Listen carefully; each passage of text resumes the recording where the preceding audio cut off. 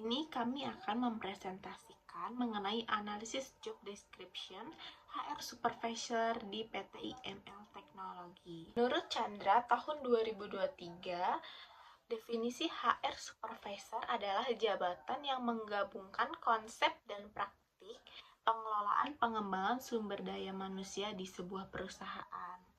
Nah, tanggung jawabnya yaitu mengatur manajemen divisi HR dalam kegiatan untuk mengembangkan organisasi perusahaan. HR Supervisor juga memiliki wewenang untuk pengambilan keputusan mengenai pelanggaran kedisiplinan yang dilakukan karyawan. Selanjutnya, tujuan HR Supervisor. Nah, HR Supervisor ini memiliki peran yang strategis dalam organisasi. Tujuannya itu bukan hanya untuk memastikan pelaksanaan tugas operasional HR berjalan lancar, tetapi juga untuk menjamin bahwa seluruh aktivitas pengembangan SDM mendukung strategi dan tujuan perusahaan. Tujuan HR Supervisor yaitu yang pertama meningkatkan efisiensi SDM, optimalkan rekrutmen, pelatihan, dan penilaian kinerja untuk produktivitas maksimal. Yang kedua, menjembatani komunikasi manajerial menjadi penghubung antara staf HR dan manajemen dalam kebijakan SDM.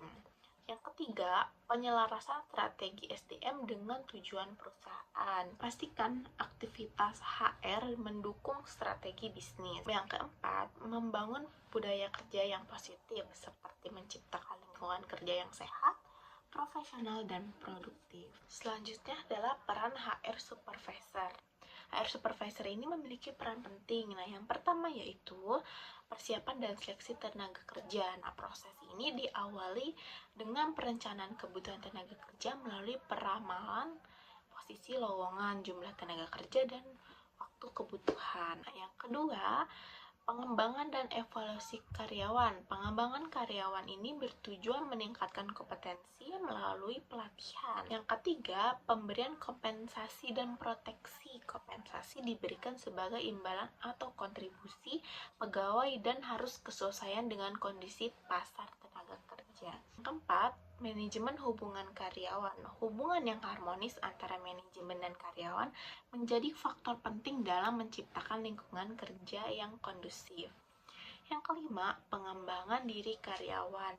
Setiap individu perlu memahami 3 aspek utama untuk pengembangan dirinya, yaitu mengenal siapa dirinya, mengetahui tujuan yang ingin dia capai, dan memahami potensi yang dimiliki. Yang keenam, penilaian kinerja. Nah, penilaian kinerja ini dilakukan untuk mengevaluasi prestasi kerja karyawan berdasarkan kriteria dan ukuran yang telah ditetapkan.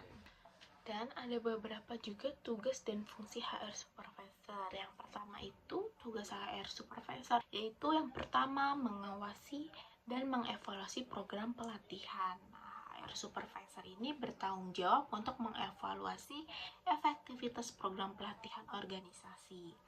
Yang kedua, membuat perencanaan dan persiapan. Mereka merancang aturan program dan kegiatan yang bertujuan meningkatkan kualitas karyawan, seperti program orientasi dan pelatihan. Yang ketiga, pengembangan karyawan. HR Supervisor memastikan karyawan memahami tugas dan tanggung jawab mereka. Yang keempat, mengelola kebutuhan hak dan kewajiban perusahaan. Bersama HR Manager, HR Supervisor memastikan bahwa peraturan perusahaan sejalan dengan peraturan ketenagakerjaan. Selanjutnya yaitu fungsi HR Supervisor. Nah, fungsi yang pertama yaitu fungsi perencanaan atau planning, yaitu menyusun rencana kebutuhan tenaga kerja dan strategi pengembangan SDM dalam jangka pendek atau menengah.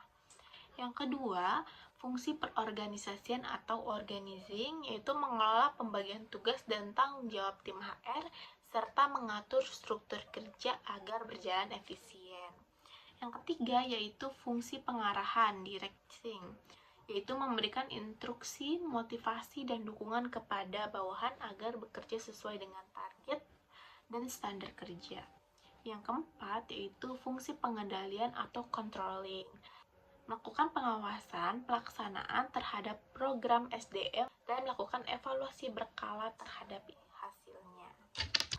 Selanjutnya, ada beberapa kualifikasi minimum dan kompetensi yang diperlukan untuk menjadi HR Supervisor. Nah, kualifikasi minimum yang pertama yaitu pendidikan minimal S1 di bidang psikolog, manajemen SDM, atau hukum. Yang kedua, pengalaman kerja minimal 3 tahun di bidang human resource. Yang ketiga, pengalaman sebagai supervisor minimal 1 tahun. Yang keempat, mampu berkomunikasi dengan baik dalam bahasa Indonesia maupun bahasa asing. Yang kelima, menguasai sistem HRIS atau Human Resource Information System dan memahami peraturan ketenagakerjaan. Nah, selanjutnya ada kompetensi yang perlu dimiliki, yaitu yang pertama, kepemimpinan dan pengembalian keputusan. Yang kedua, kemampuan komunikasi interpersonal. Yang ketiga, problem solving dan analisis. Yang keempat, integritas tinggi dan orientasi terhadap hasil. Yang kelima, mampu bekerja dalam tim dan di bawah tekanan. Oke, di slide sebelumnya kita telah membahas mengenai kualifikasi minimum dan kemampuan atau kompetensi yang diperlukan oleh seorang HR Supervisor di PT IML Teknologi, dan saya, Saundari, saat ini akan membahas mengenai tanggung jawab apa saja sih yang diemban oleh seorang HR Supervisor di PT IML Teknologi, yakni tanggung jawab yang pertama ialah mengawasi proses rekrutmen dan seleksi karyawan. Yang kedua, mengelola pelaksanaan pelatihan dan pengembangan karyawan. Jadi, selain karyawan tersebut direkrut, harus ada pengembangan dari bagian HR, yakni melalui pelatihan dan pengembangan karyawan. Yang ketiga, memastikan administrasi kepegawaian berjalan tertib dan teratur. Tugas yang keempat ialah menangani hubungan industrial dan permasalahan ketenagakerjaan. Selanjutnya ialah menyusun laporan dan analisis data HR untuk mendukung pengambilan keputusan. Dan yang terakhir ialah menjaga kepatuhan terhadap peraturan perusahaan dan hukum ketenagakerjaan. Jadi bukan hanya kegiatan internal saja yang perlu dilaksanakan, tapi kita juga harus mematuhi peraturan perusahaan dan hukum ketenagakerjaan dari sisi eksternal. Oke, slide selanjutnya kita akan membahas mengenai analisis wawancara atau hasil pembahasan wawancara kita dengan HR Supervisor Bapak Muhammad Fatur Rahman dari PT IML.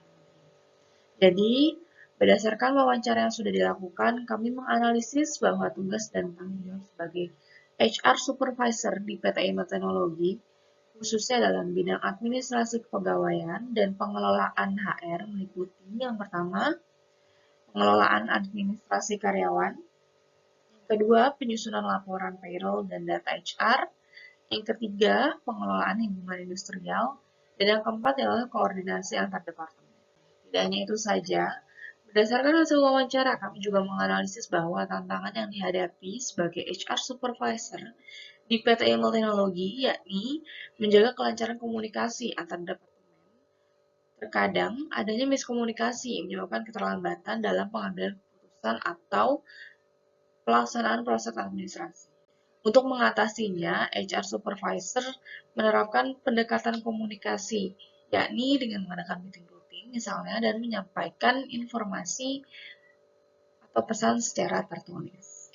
Jadi, kesimpulan dari semua materi yang kami ambil atau kami analisis bersama HR Supervisor di PT IML Teknologi mengenai analisis job description di posisinya, yakni berdasarkan hasil wawancara dan analisis dapat disimpulkan bahwa tugas utama HR Supervisor di PT IML Teknologi adalah mengelola administrasi kepegawaian, menyusun laporan payroll, melakukan koordinasi antar departemen, mendukung hubungan industrial, serta memperbarui peraturan perusahaan dan menjaga kepuasan karyawan terhadap pelayanan HR. Nah, jadi dari semua tanggung jawab tersebut terdapat tantangan dalam menghadapinya. Apa tantangannya? Tantangan dihadapi meliputi menjaga kelancaran komunikasi, memastikan akurasi data administrasi, mengelola absensi tahunan, dan pembaruan kebijakan yang membutuhkan kemampuan komunikasi yang baik, ketelitian, manajemen waktu, serta pemahaman regulasi ketenagakerjaan.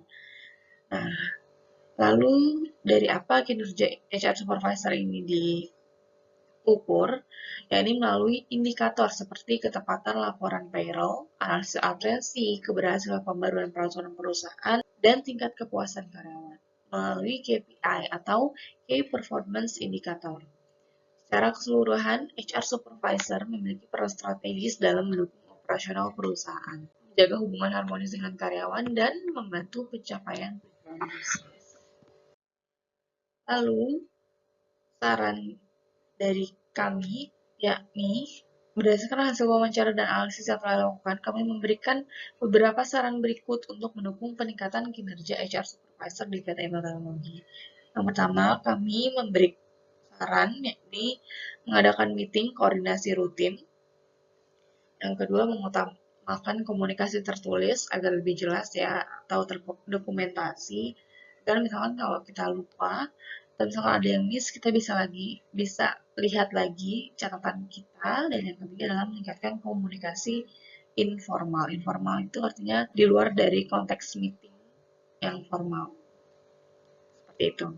Nah, cukup sekian presentasi dari kami. Semoga bermanfaat untuk semuanya. Terima kasih, kurang lebihnya mohon dimaafkan.